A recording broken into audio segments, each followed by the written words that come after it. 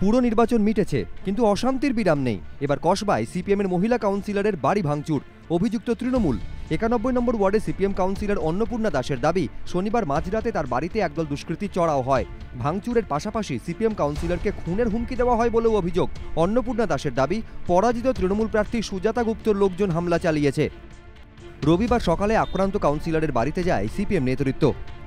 যদিও অভিযোগের প্রেক্ষিতে 91 নম্বর ওয়ার্ডে তৃণমূল নেত্রী সুজাতা গুপ্তর দাবি, ঘটনার বিষয়ে কিছুই জানি না, সিপিএমের গোষ্ঠীদ্বন্দ্বের জেরে এটা হতে পারে, ঘটনায় আমাদের দলের কেউ যুক্ত নয়। দলীয় কাউন্সিলরের বাড়িতে হামলার প্রতিবাদে এলাকায় মিছিল করে সিপিএম। কসবা থানায় লিখিত অভিযোগ দায়ের হলেও এখনও অধরা অভিযুক্তরা।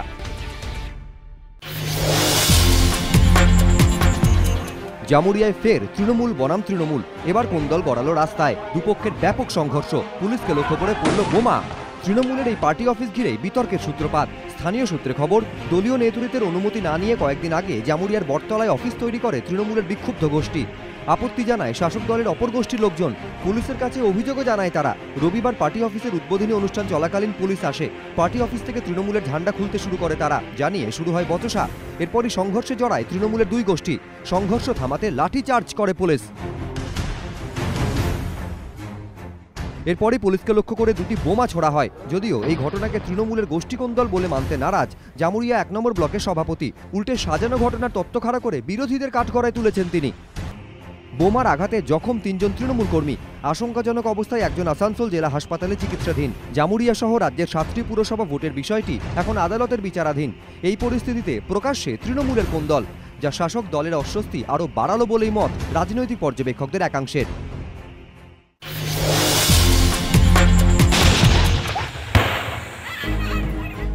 সাত্তরে হিংসার আঁচ লেগেছিল অন্তঃসত্ত্বার শরীরে। এবার ইলামবাজারে দুষ্কৃতীদের বোমায় নিহত গৃহবধূ।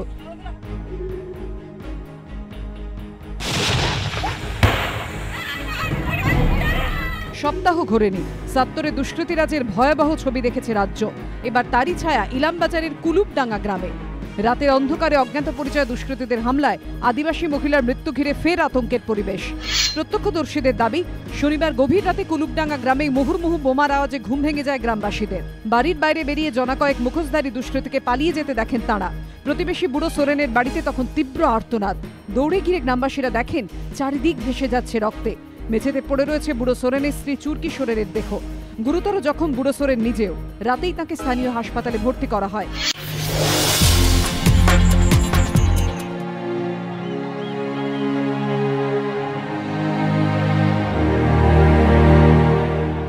বাগিচা শহরে কি বসন্ত আসবে বাগানে? বেঙ্গালুরুতে কি 13 বছর পর মোহনবাগান গড়বে নতুন ইতিহাস?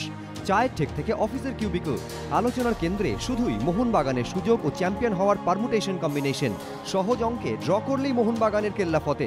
প্রথমবার আই লিগ জিতবে মোহনবাগান। শেষবার যখন মোহনবাগান ভারত সেরা হয়েছিল তখন আই লিগ ছিল জাতীয় লিগ নামে। একবার দেখে নেব কিভাবে চ্যাম্পিয়ন হতে পারবে মোহনবাগান। ড্র করলেই চ্যাম্পিয়ন মোহনবাগান। সেক্ষেত্রে মোহনবাগানের পয়েন্ট হবে 20 ম্যাচে 39, বেঙ্গালুরু এফসির পয়েন্ট হবে 37। তবে কোচ সঞ্জয় সেনের দাবি, ড্রয়ের জন্য নয়, পুরো 3 পয়েন্টের জন্যই তাদের মিশন বেঙ্গালুরু।